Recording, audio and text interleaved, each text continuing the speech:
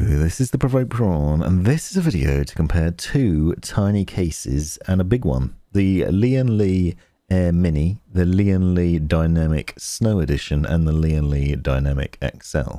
These are three cases I have built in and used in different ways. You'll see, for example, that I did an air build in the Snow Edition of the Dynamic Mini with all Noctua fans. I also did an RGB build in the Air Edition, and also I've been running the XL for quite some time with a variety of different setups in it that you might have seen videos on, including NZXT's Kraken coolers, both Lian Li's SL120s and AL120 fans, and just recently I've been dabbling in these mini cases because I was curious as to what they're like, and the good news is that both of them are fantastic. These are both high quality, compact, modular cases with a number of interesting highlights, and I highly recommend checking out those videos I'll link to in the description. We're going into a lot more depth. I want to talk to you about the ever so slight differences between the Air Mini and the Dynamic Mini, and particularly the Snow Edition that you can see here. There are some very slight differences between them.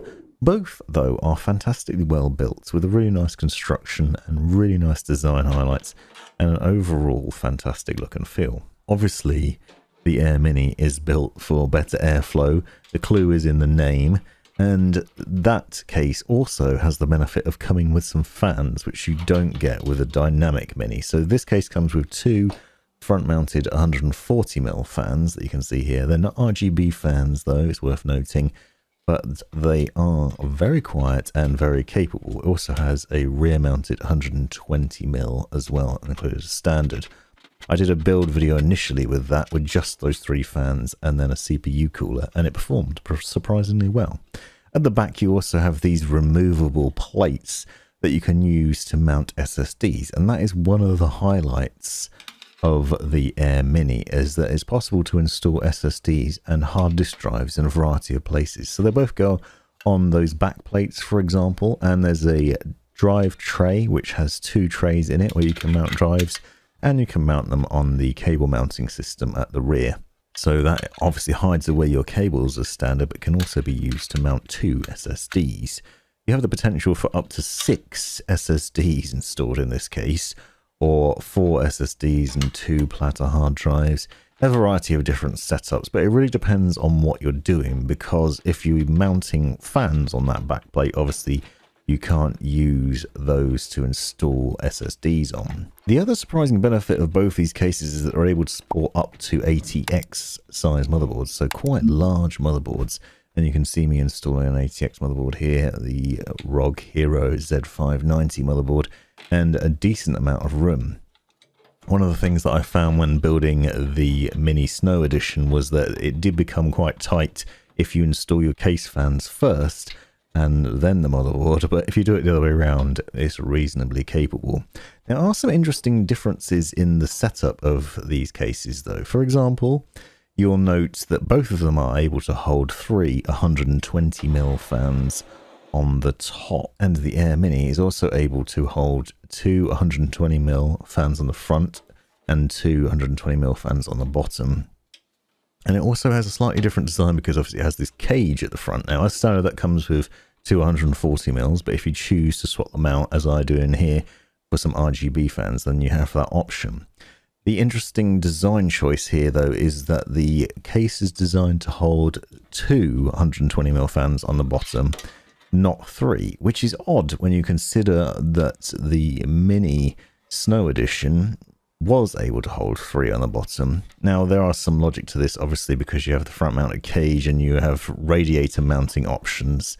It makes sense that you can only have 2, but it does, to my mind, point to the fact that you probably should use 140mm fans because it will look superior. You have various mounting options for radiators as well, depending on the motherboard you're using. So it's worth noting that the motherboard you're using can influence the layout of the case. If you have a tiny ITX motherboard, for example, you can then make the most of the case and mount rads in different places. You could go for a full liquid cooled setup and other things. What you can see me doing here is installing a 240mm radiator on the side panel, but you could opt to install one of those on the bottom or on the front, although bottom mounting is a bad idea because you never want the pump head above the radiator. And Gamers Nexus did a whole video on that if you're curious. But one of the benefits of this dual chamber layout in the Mini is that there's enough room at the back to install the radiator at the back of the case and still get good airflow. So back here, you can then mount the radiator, hide it away, and then install the fans at the front, holding the radiator in place, as I'm doing with the Lian Li AL120 fans here.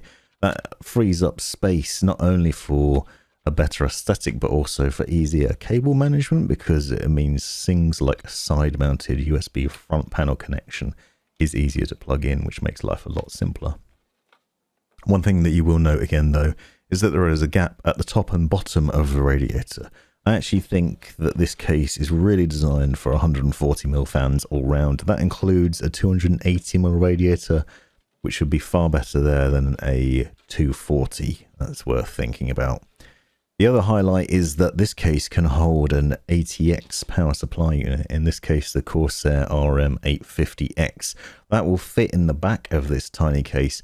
It gives it the flexibility to have loads of power in a tiny little package. And it's really surprising just how much you can fit in there when you consider all the different drives that you can install in terms of SSDs and HDDs, and then obviously a large power supply unit as well. The reason I mention that is that the Snow Edition Dynamic Mini did not have that capability and requires a small form factor power supply unit instead. And you'll see the differences here as well. This is the Mini Snow Edition, and you'll note that it has these intake areas on the case, or exhaust areas on the case, but those come with removable dust trays. You'll notice some striking similarities between the two cases. Obviously, Lian Li has taken a tried and tested design for both of them and carried it out on both, and there's a lot of similarities. For example, you still have that cable hiding tray at the back, and that can obviously be used for SSD mounting as well. You also have a slightly different setup in terms of the bay at the bottom, where the hard disk drives or SSDs can be installed as well. But you'll note again we have that side panel for installing fans or radiators too at the rear, and there's some nice cable management areas. I felt like the cable management in the Mini was a very nice setup. I was really surprised by actually how roomy it is.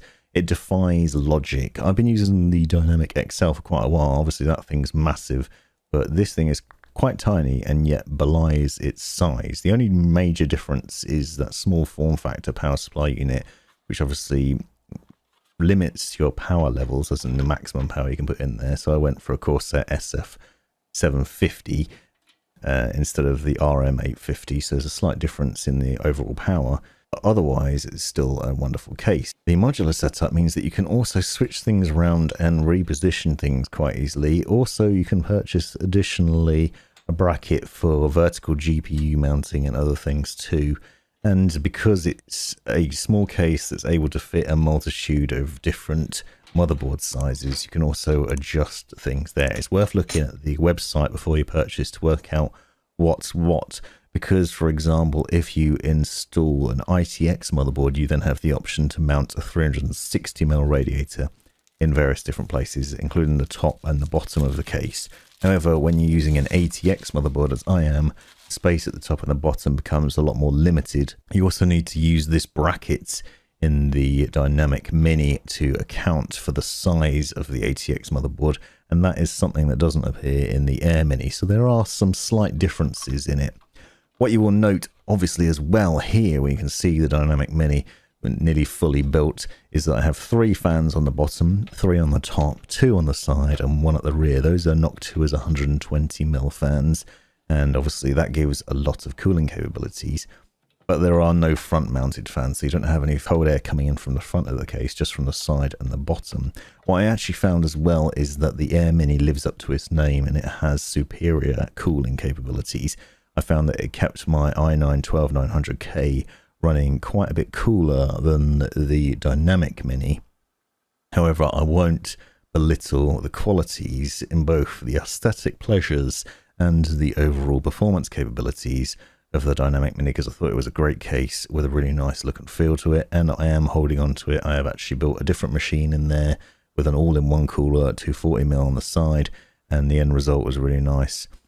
What you can see is that even in the standard setup with just the standard fans, because it's really nice to come with 3 fans pre-installed, you don't see that very often in cases, is that the Air Mini is easier to use out of the box because you don't have to buy any extra fans. So in my initial build video, I did it with just those 3 installed fans and the Noctua cooler with 240mm fans on it, and it ran surprisingly cool and chilly. But both these cases offer up a number of different options in terms of the setups, and they're a wonderful addition to the lineup, and they're well worth considering if you're looking for something small, reasonably affordable, and yet mighty. Then it's well worth considering both of these. Now, I said I was going to compare it to the XL. The XL is a much larger case with a lot more fanage. There's a lot more potential for fans in there and a lot more room to build in. It's easy to build in. You can fit a lot more in there. It's a lot easier to manage the cables and other things. And in my mind, it's probably still the best looking case out of the lot and very solidly built. And it will probably end up still being my main daily driver. This has been the Provoked Prawn. Thanks for watching. This has been the Provoked Prawn. Hope you found this video useful, interesting, hilarious, or otherwise. Take a look at these other videos that I think you might find interesting as well. And have a look at the description for links and other information you might find useful. Click that join button to see the benefits of being a member of my YouTube channel. And most importantly, have a great life.